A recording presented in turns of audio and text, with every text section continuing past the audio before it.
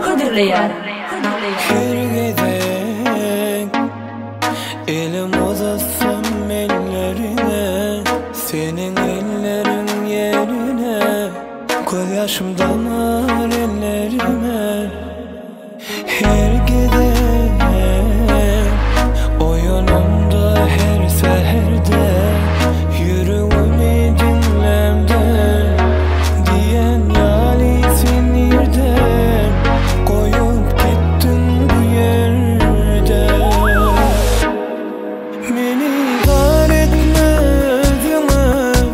Yekilip soğudum bile. Yine görmeyeceğim seni ananman sensizliğe.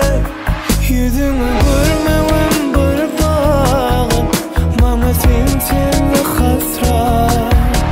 Ömürden sensizliğin kıskanı bana ay. Yüzünü görmem bir bahar, bana sensiz hasret. Ömürden sensizliğin kıskanı bana ay.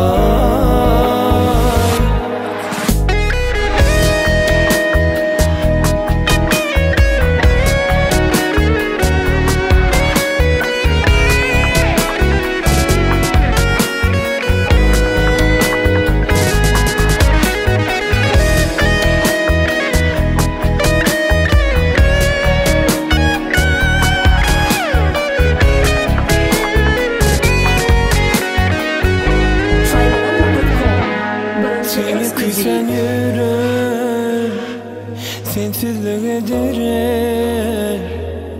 Bu mani çözülür, sensiz deme gerek. Geçmişimde baron, yeni arzularımda arzumu yitirdim an. Sevgimi yarım, arzumu yitir, sevgimi yarım. Yüzümü görmem bir bağıt, bana sensiz hasret. Ömür dönem sen sevgin kıskanı bana